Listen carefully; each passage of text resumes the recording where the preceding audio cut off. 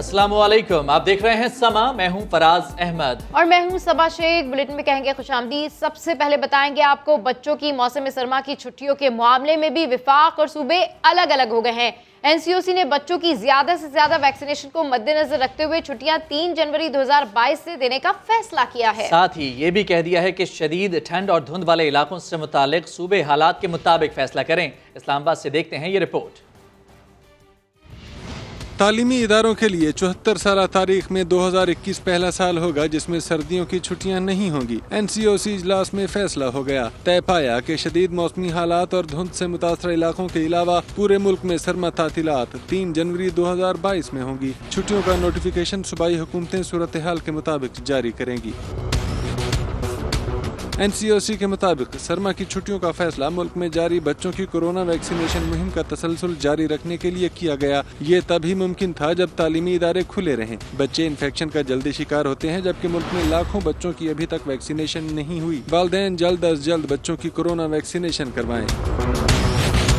NCOC ने खबरदार भी किया है कि कोरोना के ओमिक्रॉन वेरिएंट फैलने से मुतल्लिक आलमी रुझानात से जाहिर है कि किसी जगह तशखीस के बाद ये वायरस चंद हफ्ते में बड़े पैमाने पर फैल जाता है। इसलिए जरूरी है कि तमाम शहरी खसूसन 1 डोज लगवाने वाले जल्द से जल्द अपनी वैक्सीनेशन मुकम्मल करें। वजीर तालीम पंजाब मुराद रास ने ऐलान किया है कि तमाम निजी और सरकारी स्कूल 23 दिसंबर से 6 जनवरी तक बंद रहेंगे। मजीद बात करते हैं समा के नुमाइंदे दानियाल उमर से। जी दानियाल, मजीद क्या हिदायत जारी की गई हैं?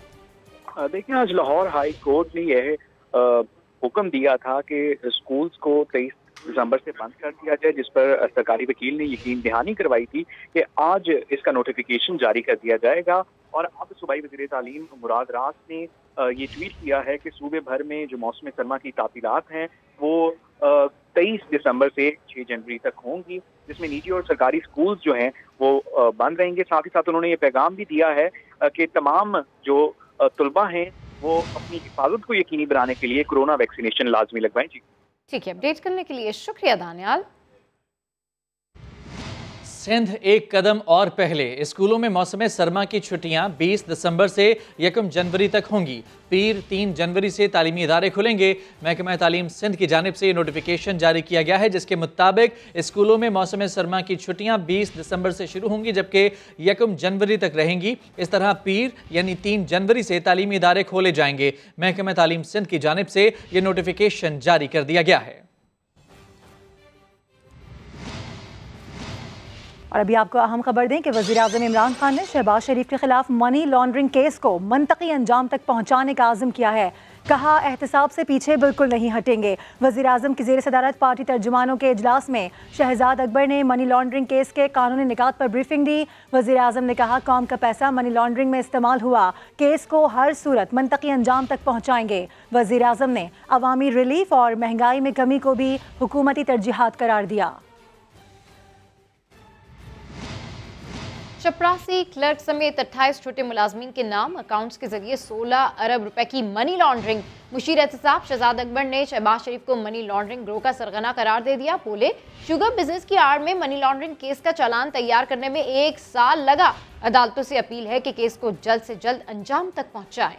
शहबाज शरीफ साहब न सिर्फ मनी लॉन्ड्रिंग के मुर्तकिब पाए गए बल्कि वो इस ग्रोह के सरगना भी हैं। इस चालान के मुताबिक 28 अकाउंट्स के थ्रू 16 अरब से ज़्यादा की मनी लॉन्ड्रिंग की। गुलजार अहमद खान जो कि चपरासी था, इस अकाउंट में टोटल जो ट्रांजैक्शन हुई है वो 1 अरब रुपए से ज़ायद की हुई है।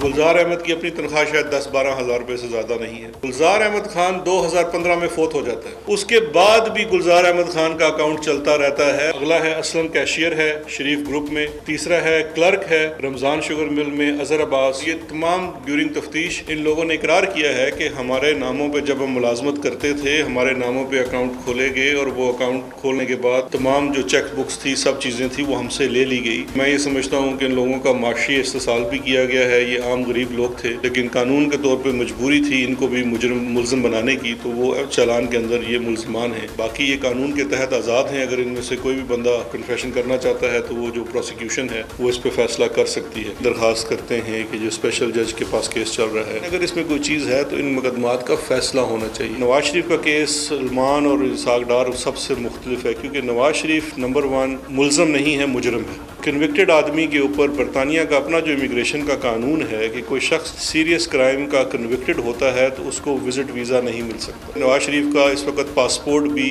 एक्सपायर हो चुका है। गवर्नमेंट का ये बड़ा स्टांस है कि हम उसको वापस लाना चाहते हैं। उनका बहुत बेताबी से कोट लखपत जेल में इंतजार हो रहा है, तो ही इज़ मोस्ट वेलकम।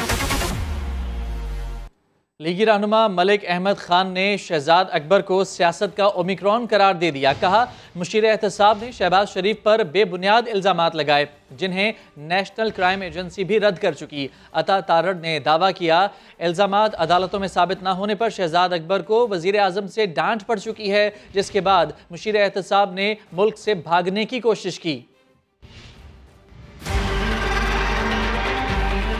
आपकी सारी बातें बदनीति के ऊपर मबनी। इन इल्जामात में क्या फर्क है जो आपने नैब में नहीं लगाए थे? क्या फर्क है इन इल्जामात का जो नेशनल क्राइम एजेंसी में वो कागजात आपके मुंह पर मारे? ये ओमिक्रॉन है सियासत। शहजाद अकबर साहब की 4 से 5 मरतबा इमरान खान साहब ने सरजनिश की कि तुमने मुझे मरवा दिया। 3.5 साल तुम जो केसेस बनाते रहे हो उनमें से निकला कुछ नहीं। कोर्ट्स बरी कर रही है लोगों को। मामलात को देखते हुए शहजाद अकबर साहब ने बैरून मुल्क शिफ्ट होने का और भागने का फैसला किया और जिस मुल्क उन्होंने राब्ता किया वहाँ से वो कॉल ट्रेस हुई और इमरान साहब को रिपोर्ट हुई, जिसके बाद इमरान साहब ने वज़रा मशीरों पर सफरी पाबंदी आयद की। शहजाद अकबर साहब आपको भागने तो नहीं देंगे, केसेस आप पे हम बनाएंगे। आप रोज एक नया पलंदा उठाकर ले आते हैं। अदालतों ने ये पहले भी उठा के पलंदे बाहर मारे, इंशाल्लाह बाद में भी मारेंगी। और वजीर इत्तलात फवाद चौधरी ने अदालतों से अपील की है कि शहबाज शरीफ और हमजा शहबाज के केसेस की समाअत रोजाना की बुनियाद पर की जाए। बोले, शौकत खानम अस्पताल में पैसों के गलत इस्तेमाल का इल्जाम लगाया गया। अगर ये सिलसिला जारी रहा तो पाकिस्तान में चैरिटी का काम कौन करेगा? 1 साल पहले ये इल्ज़ामात सामने आए कि शहबाज शरीफ, हमजा शहबाज और जो बाकी लोग हैं वो मनी लॉन्ड्रिंग में मुलव्वस हैं और उस तरह ही अकाउंट ऑपरेट किए गए जैसे ओमनी ग्रुप के अकाउंट जो हैं वो ऑपरेट किए जरदारी ग्रुप ने। शहबाज शरीफ और हमजा शरीफ ने ये अकाउंट डायरेक्टली ऑपरेट किए। मामला अदालत में है, डे टू डे हियरिंग होनी चाहिए। हम इसमें कुछ और नहीं मांग रहे। अगर डे टू डे हियरिंग होगी तो आप देखेंगे नवाज शरीफ के बाद शहबाज शरीफ भी सजा से कतई तौर के ऊपर नहीं बच सकेंगे। वज़ीर आज़म इमरान खान ई लिंक के जरिए इस्लामाबाद की ज़िली अदालत में पेश। ख्वाजा आसिफ के खिलाफ दायर हतक इज़्ज़त और 10 अरब रुपए हर्जाने के केस में इमरान खान की जानिब से बयान हल्फी भी जमा करा दिया गया। शौकत खानम मेमोरियल ट्रस्ट पर आयद तमाम इल्ज़ामात बेबुनियाद करार दे दिए। ई लिंक के जरिए केसेस की समाअत की तारीफ की और अदालत से जल्द मिसाली फैसला आने की उम्मीद भी जाहिर कर दी। अब्बास शबीर की रिपोर्ट देखिए। वज़ीर-ए-आज़म इमरान खान इस्लामाबाद में एडिशनल डिस्ट्रिक्ट एंड सेशन जज की अदालत में अपने दफ्तर से बजरिया ई लिंक पेश हो गए। ख्वाजा आसिफ के खिलाफ दायर हद के इज्जत और 10 अरब रुपए हर्जाने के केस में इमरान खान का बयान हल्फी भी जमा कराया गया। वज़ीर-ए-आज़म ने शौकत खानम मेमोरियल ट्रस्ट पर लीगी रहनुमा के संगीन इल्जामात बेबुनियाद और मन घड़त करार दे दिए। गवाहों, फ्रीकैन और वकला के ई लिंक पर पेश होने का आगाज 27 मई 2019 को साबिक चीफ जस्टिस आसिफ सईद खोसा ने किया था। जदीद सहूलत के तहत जिले अदालत में पेशी के दौरान इमरान खान ने मुकदमात जल्द निपटाने के लिए ई लिंक समाअत को सराहा। समाअत के बाद वज़ीर इत्तलात फवाद चौधरी ने कहा, 9 साल पुराना मुकदमा अब जल्द निमटने वाला है। 2012 का मुकदमा है, वो अभी तक उसका फैसला जो है वो नहीं हो सका। ये बड़ा इम्पोर्टेंट केस है और मुझे उम्मीद है कि अब इस केस का फैसला होगा और हमेशा की तरह एक बार फिर ख्वाजा आसिफ झूठे साबित होंगे। ख्वाजा आसिफ ने 2012 में शौकत खानम ट्रस्ट के फंड्स में गैर शफाफियत, मनी लॉन्ड्रिंग और बेनामी कंपनियों के इस्तेमाल जैसे इल्जामात आयद किए थे। और अब आपको बताएं कि 1996 से 99 के दौरान बरतरफ होने वाले सरकारी मुलाजमीन को सुप्रीम कोर्ट से इंसाफ मिल गया। अदालत ने नजरसानी दरख्वास्तें खारिज करने के बावजूद अपना इख्तियार इस्तेमाल करते हुए मुलाजमीन की बहाली का हुक्म दे दिया। अदालत ने वाज़ेह किया कि करप्शन या मिसकंडक्ट पर निकाले गए मुलाजमीन बहाल नहीं होंगे। इस्लामाबाद से रिपोर्ट करेंगे जुल्करनैन इकबाल। बेनजीर भुट्टो के दूसरे दौरे हुकूमत में भर्ती और नवाज शरीफ के दौर में 1 नवंबर 1996 से 12 अक्टूबर 1999 तक बरतरफ किए गए सरकारी मुलाजमीन पर किस्मत फिर मेहरबान हो गई।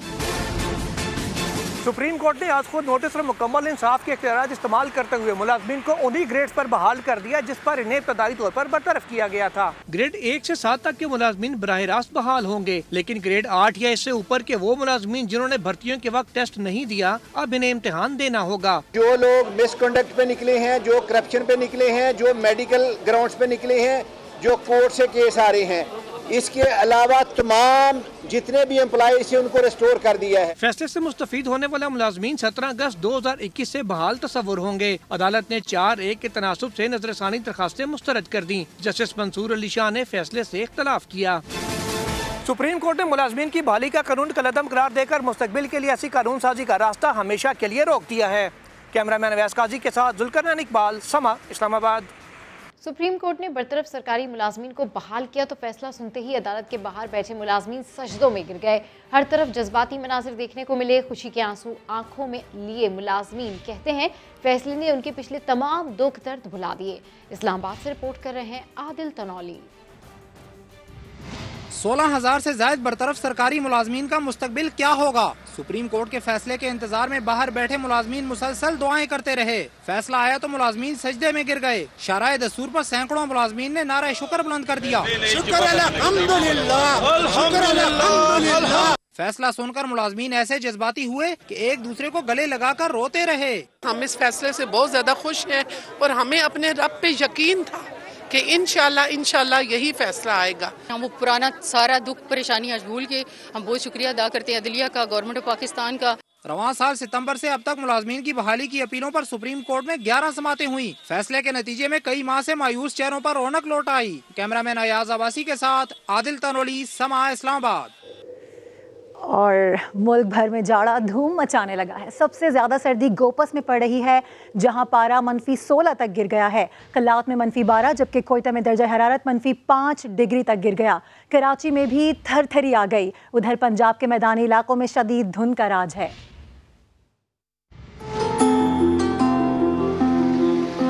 दांत बजने लगे, थरथरी सी मचने लगी। मुल्क भर में कड़ाके की सर्दी अपना दीदार कराने आ गई। गोपस में पारा -16 तक जा गिरा। लोगों का घरों से निकलना मुहाल हो गया। कल्लात में पारा -12 पर पहुंचा तो हर शय जमने लगी। चमन में -8, जबकि कोयटा में दर्जा हरारत -5 डिग्री सेंटीग्रेड रिकॉर्ड किया गया। कराची में ठंडी हवाएं अटखेलियां कर रही हैं। इस्लामाबाद में दर्जा हरारत नुक्ता इंजमात पर पहुंच गया। सुबह के वक्त पारा 0 रिकॉर्ड किया गया।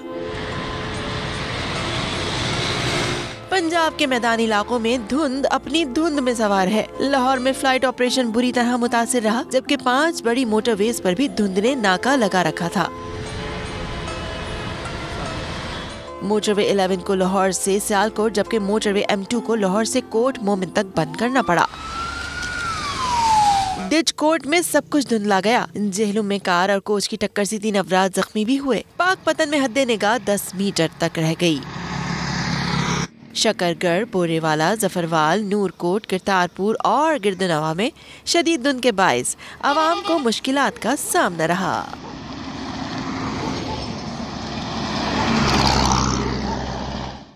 आगे बढ़ते हैं और सानहा सियालकोट की बात करते हैं। श्रीलंकन शहरी की हलाकत के मुकदमे में प्रियंका को बचाने की कोशिश करने वाले मलिक अदनान को गवाह बनाने का फैसला कर लिया गया। मुकदमे का ट्रायल जनवरी के पहले हफ्ते में शुरू होगा। गुजरांवाला की इंसदादी दहशतगर्दी अदालत ने मजीद 33 मुल्ज़िमान का 17 रोज़ा रिमांड मंजूर कर लिया, जबकि 52 मुल्ज़िमान पहले ही रिमांड पर हैं। मरकजी मुल्ज़िमान की कुल तादाद 85 हो गई। अरसलान महसूद कत्ल केस में बड़ी पेशरफ। कराची जुडिशल मजिस्ट्रेट की अदालत में गवाहों ने मुल्जिमान को शनाख्त कर लिया। साबिक SHO आजम गुपांग समेत तीनों मुल्जिमान को सख्त सिक्योरिटी में अदालत पेश किया गया। मुल्जिमान का दफ़ा 164 के तहत बयान कलम बंद हुआ। गवाहों ने मुल्जिमान को शनाख्त कर लिया। समाअत के मौके पर अरसलान महसूद के लवाहिकीन ने अदालत के बाहर नारेबाजी भी की। आगे बढ़ें, आपको बताएं कि 19 दिसंबर को खैबर पख्तूनख्वा में सजेगा बल्दियाती इंतखाबात का मैदान। तैयारियां आखिरी मराहिल में दाखिल हो गई हैं। सियासी जमातों ने शहर को पार्टी परचमों और बैनर से सजा दिया है। इलेक्शन लड़ने वाली तमाम जमातें अपने अपने उम्मीदवारों की कामयाबी के लिए पुरुम्मीद हैं।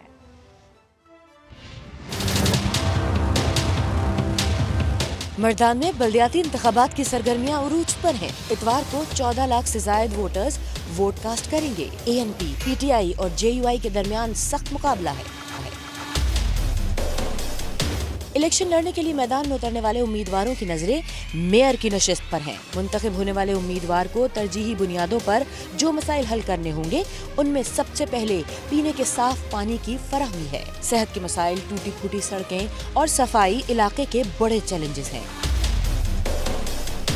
डेरा इस्माइल खान में भी बल्दियाती इंतखाबात की तैयारियां आखिरी मराहिल में दाखिल हो चुकी हैं। जिला को 17 सेक्टर्स और 9 सर्कल्स में तकसीम किया गया है। पोलिंग के लिए 777 स्टेशंस बनाए गए हैं, जिनमें से 263 पोलिंग स्टेशंस को हसास तरीन करार दिया गया है। इलेक्शन डे पर अमन व अमान यकीनी बनाने के लिए 9000 सिक्योरिटी एहलकार जिला भर में कल से अपनी ड्यूटीज संभालेंगे। बल्दियाती इलेक्शन के दिन लड़ाई झगड़ा हो सकता है। आईजी खैबर पख्तूनख्वा ने खदशे का इजहार कर दिया। कहते हैं कि इलेक्शन डे के लिए फ्रंटियर कांस्टेबलरी से 5000 एहलकार तलब किए हैं, जबकि पाक फौज की QRF फोर्स के लिए भी दरखास्त की है।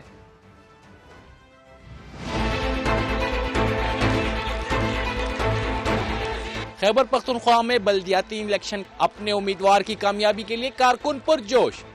ऐसे में खदशा है सियासी जमातों के कारकुनों के दरमियान लड़ाई का, जिसका इजहार किया खैबर पख्तूनख्वा की पुलिस सरबराह ने।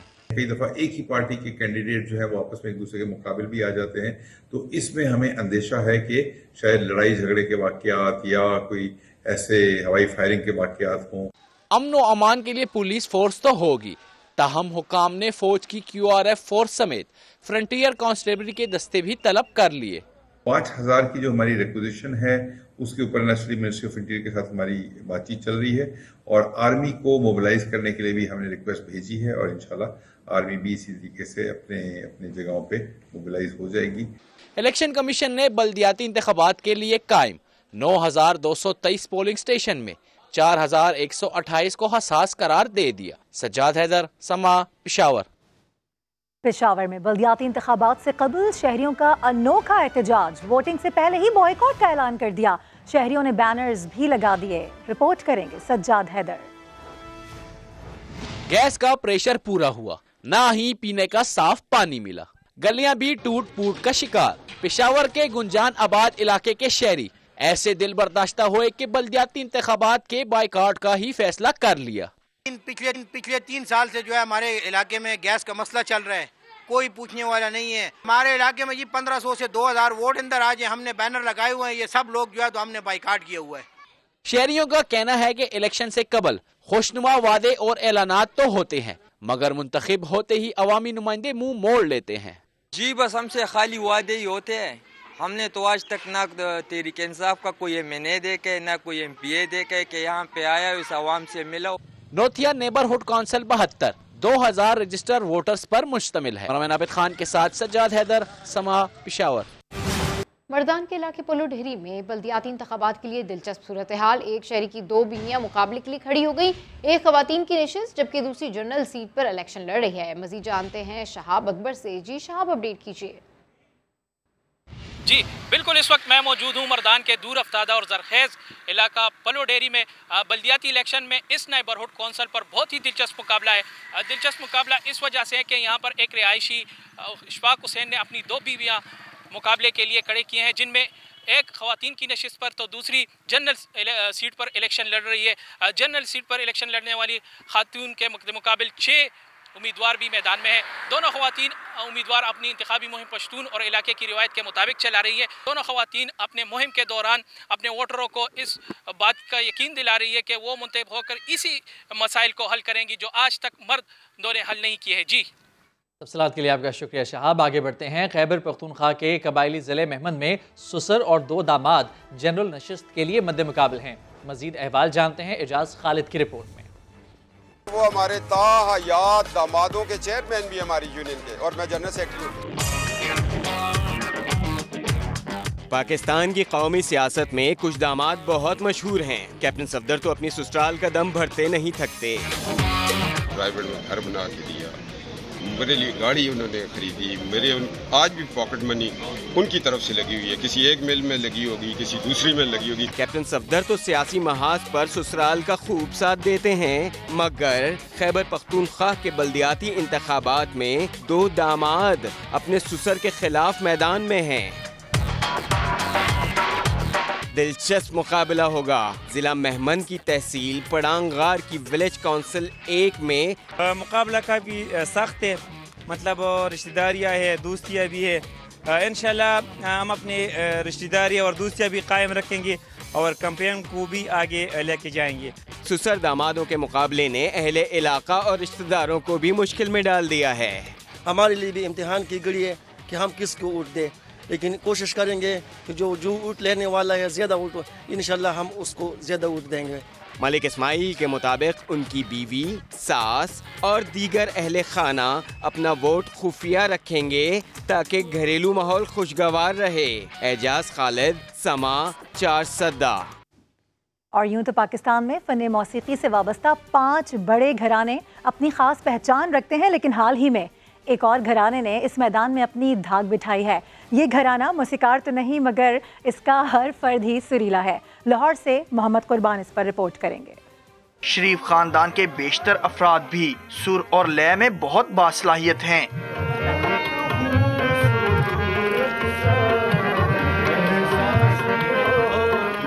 मरियम नवाज ने बेटे की शादी पर अपनी आवाज का जादू जगाकर सबको मुतासिर किया।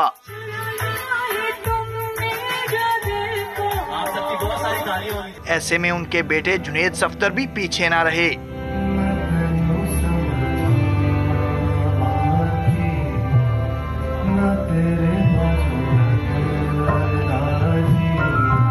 हमजा शहबाज चंद रोज पहले ही लोगों की तवज्जो हासिल कर चुके हैं। नहीं सकते तुम्हारे बिना।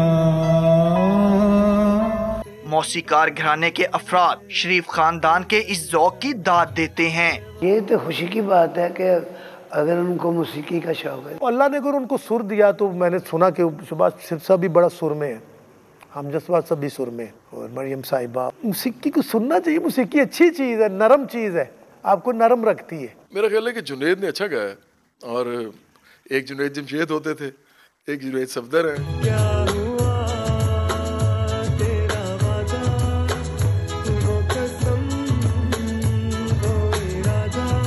मौसीकी के असातिज़ा कहते हैं सियासत के साथ साथ मौसीकी में दिलचस्पी अच्छी बात है। कैमरामैन जवाद यहिया के साथ मोहम्मद कुर्बान, समा, लाहौर। एक और दिलचस्प सूरत हाल से आपको आगाह करते हैं। खबर यह है कि वज़ीर-ए-आज़म इमरान खान और मरियम नवाज का फोटोग्राफर एक ही निकल आया। इमरान खान की सरकारी तौर पर जारी होने वाली तस्वीर फोटोग्राफर इरफान अहसन ने बनाई थी। जुनेद सफदर की शादी पर मरियम नवाज समेत फैमिली की तस्वीर भी इसी फोटोग्राफर ने बनाई है। मज़ीद जानते हैं मोहसिन बिलाल से। मोहसिन बिलाल, ये तो कोइंसिडेंस निकला? जी बिल्कुल, फोटोग्राफर का जो ताल्लुक है वो लाहौर से है और इरफान अहसन इनका नाम है। जब वज़ीर-ए-आज़म इमरान खान मुंतखब हुए तो तभी सबसे पहले उन्होंने इनका ये पोर्ट्रेट बनाया था और ये कहना था कि नया पाकिस्तान जो है एक तब्दीली का निशान है, और इसलिए उन्होंने वज़ीर-ए-आज़म इमरान खान का ये पोर्ट्रेट बनाया। और इमरान खान का जो अपना ज़ाती ट्विटर अकाउंट है उस पर भी ये पोर्ट्रेट लगा हुआ है।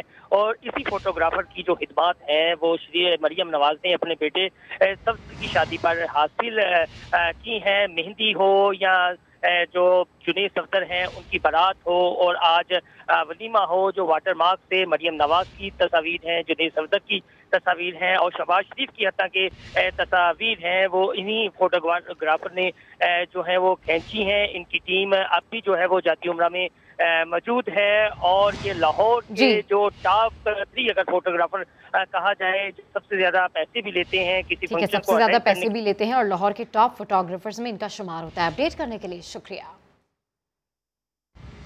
तो इमरान खान की तस्वीर और मरियम नवाज की वायरल होने वाली तस्वीर के फोटोग्राफर को समा ने ढूंढ निकाला। फोटोग्राफर इरफान अहसन कहते हैं कि हमजा शहबाज के निकाह की तकरीब में भी फोटोग्राफी उन्होंने ही की थी। समा की नुमाइंदा शाहीन मिशाल ने उनसे गुफ्तगू की है, आइए आपको दिखाते हैं।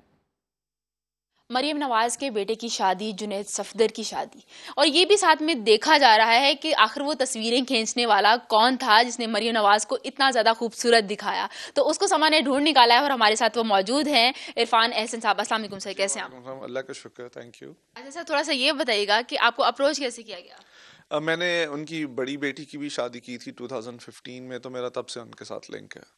अच्छा, मुझे ये बताइए कि आपने खान साहब की भी पिक्चर्स ली और इनकी भी, तो दोनों के फोटोग्राफर आप ही हैं? हाँ जी, उनकी जो ऑफिशियल पोर्ट्रेट थी वो उनकी पीआर टीम ने मुझे अप्रोच किया था कि हमने खान साहब की ऑफिशियल पोर्ट्रेट करनी है, तो then I drove down to Islamabad, तो वो मैंने ही की थी। और इनकी भी फैमिली की दूसरी शादी जो मैं कर रहा हूँ। अच्छा, मुझे सर ये बताइएगा कि दोनों साइड को कवर कर रहे हैं आप, तो ज़्यादा कैमरा फ्रेंडली कौन है, खान साहब या Maryam Nawaz? I would say Maryam Nawaz. Khan साहब को इतना ज़्यादा शौक नहीं है पिक्चर्स का, उनको तो उतरवानी थी बिकॉज दुनिया को रिलीज करनी थी, लेकिन इन जनरल उन्हें इतना ज़्यादा शौक नहीं है पिक्चर्स का। अच्छा, मरीम नवाज की आपने पिक्चर्स ली, तो कैसा मतलब आपने उनको पाया? कैमरा शायद तो नहीं है वो? नहीं, she knows how to carry herself, very graceful, बहुत ज़्यादा पॉइज है, और उनकी personality very understated, so I mean camera loves her. अच्छा, मुझे ये बताएं कि मरियम, जो आपने इमरान खान की एक पिक्चर बनाई, वो सरकारी कीमत उसकी 30 लाख बताई जाती है, लेकिन आपने पैसे नहीं लिए। नहीं, वो आई थिंक सरकारी कीमत नहीं है, बट वो र्यूमर चल पड़ी थी। वो मेरी तरफ से गिफ्ट था खान साहब की गवर्नमेंट को, और पाकिस्तान में, नए पाकिस्तान में मैंने हिस्सा डालने के लिए वो किया था, तो it was totally free. We just asked for travel charges, तो यहाँ से इस्लामाबाद तक के ट्रैवल चार्जेस हमने उनसे लिए थे। मरियम नवाज की भी कोई तस्वीर ऐसी है जो कि आप, जिसकी कीमत बहुत ज़्यादा होगी लेकिन आप उसके पैसे नहीं लेंगे? I hope so, one day इंशाल्लाह, so you never know। आप ये भी बता रहे हैं बहुत कैमरा फ्रेंडली भी हैं और उनकी फेस ब्यूटी भी है, तो ये आपने उनको मशवरा नहीं दिया कि वो मॉडलिंग भी कर लें? नहीं, आई मीन ये मैं मशवरा तो नहीं दे सकता, मेरा काम तो फोटोग्राफी है, बट आई थिंक ये तो वो खुद डिसीजन ले सकती हैं, but she can be a model. तो आपको उनकी कौन सी पिक्चर ज़्यादा पसंद आई? मेहंदी का जो उनका था, जो भी सेटअप था, या बारात पे ज़्यादा वो अच्छी लग रही? She looked stunning every day, लेकिन जो मुझे उनकी पिक्चर्स पसंद आई हैं वो जिसमें अपने बेटे की तरफ देख रही हैं, लाइक मदर, और जो उनकी आंखों में प्यार है, that is my favourite picture. जिस तरीके से इन्होंने बताया है कि तस्वीर जो ली गई मरियम नवाज की, वो बहुत ज़्यादा खूबसूरत थी और वो कैमरा फ्रेंडली भी थी, कुछ ऐसा उनको भी परेशानी का सामना नहीं करना पड़ा। खान साहब के बारे में बताया कि वो इतने ज़्यादा तस्वीर बनाने के शौकीन नहीं हैं, लेकिन मरियम नवाज ने बनवाई और वो काफ़ी ज़्यादा खूबसूरत भी लगी। और नून लीग मुर्दों के वोटों का कारोबार करती है, इस जालसाजी का खात्मा इलेक्ट्रॉनिक वोटिंग मशीन से ही मुमकिन है। वज़ीर आज़म के मुआविन ख़ुसूसी शहबाज गिल का मुखालिफिन पर वार। इस्लामाबाद में मीडिया से गुफ्तगू में बोले, खानेवाल के ज़िमनी इलेक्शन में मुतवफ़ी शख्स के 2 मुख्तलिफ पोलिंग स्टेशन पर वोट डाले गए। ऐसा लगता है दोज़ख में नून लीग भारी अक्सरियत से कामयाब होगी। एक शख्स जो वफात पा चुके थे, अल्लाह उनके दर्जात बुलंद करे, उनके 2 डिफरेंट पोलिंग स्टेशन पर उनका वोट डाला गया, और मुर्दों के वोट डालने में नून लीग की खास महारत है। ये 10-10, 15-15 हजार तक मुर्दों के वोट डाल देते हैं, इसीलिए कब्रिस्तान के ऊपर इन्होंने कमेटियां बनाई हुई हैं, पूरा मुशाहिदा रखते हैं कौन फौत हो चुका है, और जब वो फौत हो जाता है तो ऑटोमेटिकली नून लीग का मुर्दा हो जाता है। मुझे लगता है दोज़ख में नून लीग भारी अक्सरियत से कामयाब होगी। तो ये जो नून लीग मुर्दों के वोटों का कारोबार करती है, ये तभी खत्म होना है जब ईवीएम आने। अक़वाम मुत्तहिदा की जनरल असम्बली ने हक़ खुद इरादियत की हिमायत में पाकिस्तान की करारदाद इत्तफ़ाक़ राय से मंजूर कर ली। तर्जुमान दफ्तर ख़ारजा का कहना है कि करारदाद की मंजूरी मकबूजा कश्मीर के अवाम के लिए उम्मीद की किरण है। तर्जुमान दफ्तर ख़ारजा के मुताबिक पाकिस्तान की पेश करदा करारदाद महकूम और गैर मुल्की कब्जे के खिलाफ हक़ खुद इरादियत की अक्कास है। मकबूजा कश्मीर के लोगों पर भी भारत ने गैर कानूनी कब्जा कर रखा है। दफ्तर ख़ारजा ने कहा, इत्तफ़ाक़ राय से मंजूर शुदा करारदाद के मुताबिक लोगों के मुस्तक़बिल का फैसला अक़वाम मुत्तहिदा के चार्टर और करारदादों के मुताबिक किया जाएगा। अमीर जमात इस्लामी कराची हाफिज नईमुर रहमान का कहना है कि पीपल्स पार्टी की सिंध हुकूमत का बल्दियाती इख्तियारात ना देना आइन की खिलाफ वर्जी है। विरासत और वसीयत पर पार्टी चलाने वाले जमहूरियत के चैंपियन बनते हैं। वो कराची में मीडिया से गुफ्तगू कर रहे थे। आमिर मुतलक का बल्दियाती निज़ाम इनसे 1000 गुना बेहतर था। शर्म का मुकाम नहीं है इनके लिए कि ये आइन की रूह के खिलाफ काम करते हैं और फिर बड़े अपने आप को जमहूरियत का चैंपियन कहते हैं। आप जो विरासत पे और वसीयत पे पार्टियां चलाते हैं, ये लोग ना अपनी पार्टी में इलेक्शन कराते हैं, ना स्टूडेंट यूनियन के इलेक्शन कराते हैं। ये सूबाई हुकूमतें NFC में तो हिस्सा मांगती हैं, लेकिन जब PFC अवार्ड की बात आती है, ये खामोशी इख्तियार कर लेते हैं। गंदे पानी ये लोग फराहम कर रहे हैं, और जब इनसे हक मांगो, जब इनसे कहो कि हमें इख्तियार दो, तो फिर ये लिसानियत के बीज बोते हैं। सिर्फ लोगों को तकसीम करके इधर तुम इधर हम का नारा लगाने के लिए। कैसे आपने रियासत के खिलाफ ये बात की, सिर्फ अपनी सियासत चमकाने के लिए। मुराद अली शाह साहब जैसा बंदा भी ऐलान करता है कि आप ये ना करें वरना हम कुछ और सोचेंगे। माफी मांगनी चाहिए पूरी कौम से, पूरे सिंध के आवाम से। पार्टी की हुकूमत इस वक्त सूबे में मौजूद है और उनका कहना यह है कि वो बहुत पॉपुलर है। सारे शहरों को बाइख्तियार क्यों नहीं बनाते? खौफ किससे खाते हैं? इसका तो मतलब ये है कि आप अपनी ही पार्टी के लोगों से खौफ खाते हैं। वफाकी हुकूमत ने महंगाई से लोगों की जिंदगी अजीरन कर दी, लेकिन कराची के ठेकेदारों ने हुकूमत छोड़ने के डर से एक लफ्ज तक न कहा। वजीर इत्तलाआत सिंध सईद गनी का लसबेला में खिताब कहा, अब कराची बदल गया है, चुटकी बजाने से शहर तो क्या उनका घर भी बंद नहीं होगा। पेट्रोल की कीमत रोज बढ़ती है, डीजल की कीमत रोज बढ़ती है, दवाएं रोजाना महंगी होती हैं, डॉलर की कीमत रोज बढ़ती है। एक लफ्ज इन कराची के ठेकेदारों के मुंह से नहीं निकलता। पेट्रोल महंगा हो रहा है, एक लफ्ज इनके मुंह से नहीं निकलता। कराची में बेरोजगारी बढ़ती जा रही है, एक लफ्ज इनके मुंह से नहीं निकलता। इसलिए नहीं निकलता कि बोलेंगे तो कई वफाकी हुकूमत में छोड़नी पड़ जाए। ये एक मर्तबा फिर शहर में फसादात कराना चाहते हैं। कराची बदल गया है, सिंध बदल गया है, पाकिस्तान बदल गया है।